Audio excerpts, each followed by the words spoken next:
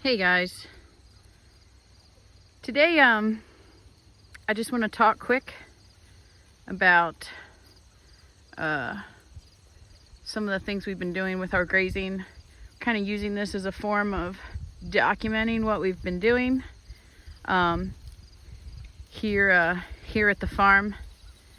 We currently have about 150 sheep in here, so it's about 70 adult ewes that have lambed before, and 70 ewe lambs from this year, and then there's about 10 or 12 wethers that we threw in. This guy with the blaze on his face, he's not out of ours.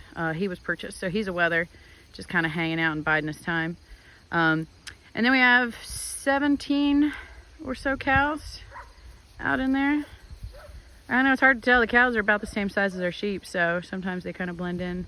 But yeah, so about 160, 175 animals in this field. We've been in a drought here since the middle to end of August.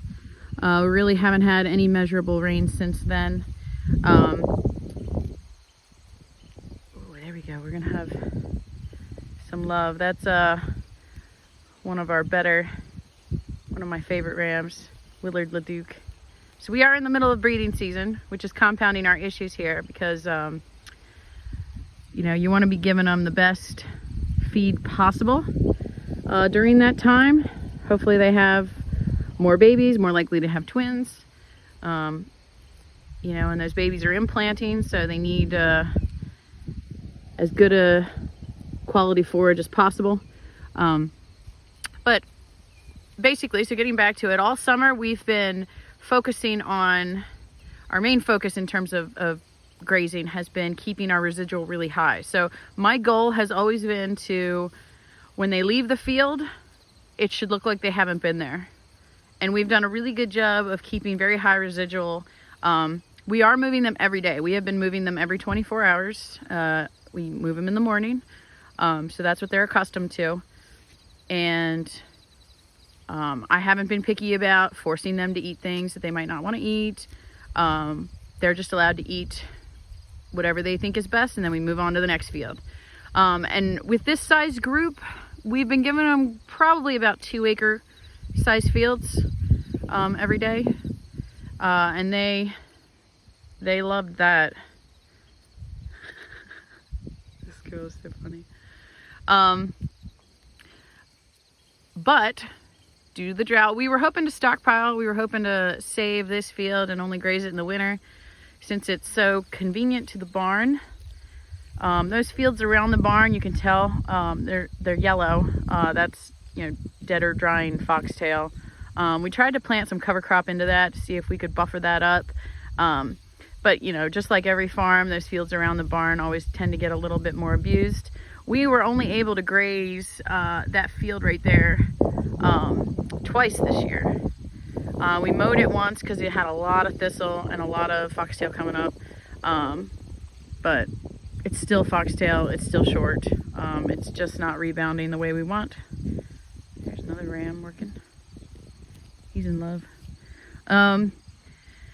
So now we're at a point where we've kind of gone through the whole farm twice with the 2-acre fields, and we're kind of limited going into October here.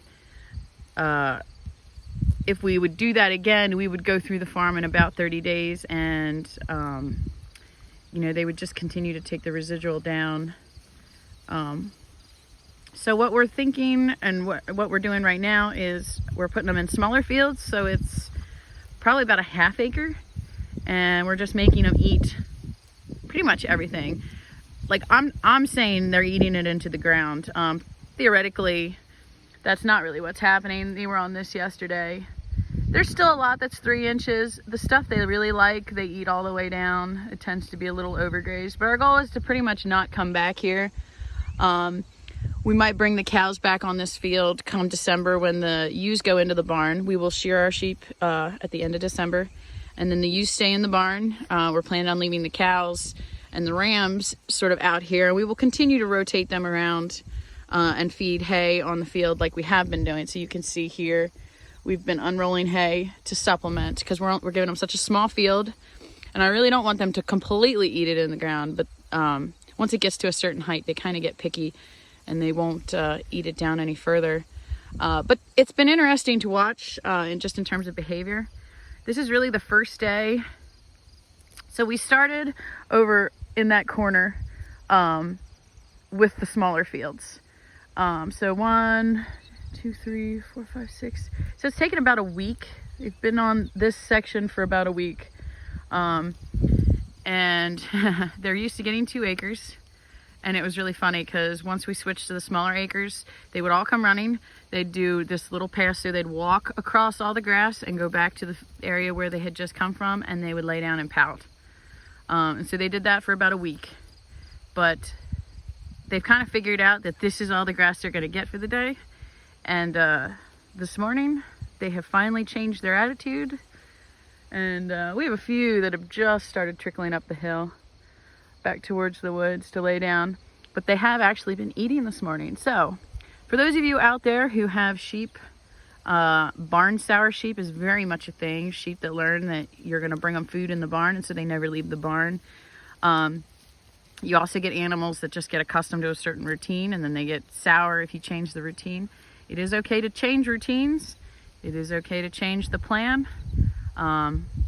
We're proof here. We change up the grazing plan periodically. And it takes them a couple days to become accustomed. There was about the 2nd or 3rd day, they just followed us while we were watering them and everything, and just screamed at us because they were like, is this it? So those days are frustrating because you're like, look what I've given you. There's grass there. Go eat it. And all they would do is walk across it, and then they didn't want to eat it because they'd walk across it. But later in the day, they came back and they kind of gave themselves up to it. But this is where we're at.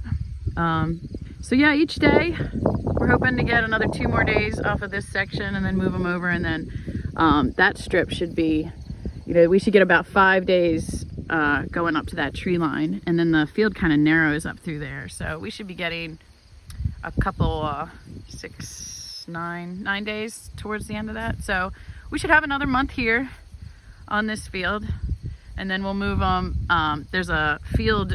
There's a valley once you get over the hill there, it goes down. So we'll graze them on that and maybe get a month out there and then bring them back. We just brought them off this hill. And once they're done, we'll take them back up there, and that's probably where we'll finish out in December. But yeah, so those are just my thoughts. If you have any advice or any comments about what we're doing, if you have any suggestions, those of you who might be watching, who might be a little more experienced, would love to hear it. But yeah, this is Emily Chama from Airy Farm East. Click like and subscribe because Meredith and I are pretty excited to share what we're doing. And it's exciting to, connect with you guys. So hope you have a great day, and hope you're lucky enough to be looking at a view like this.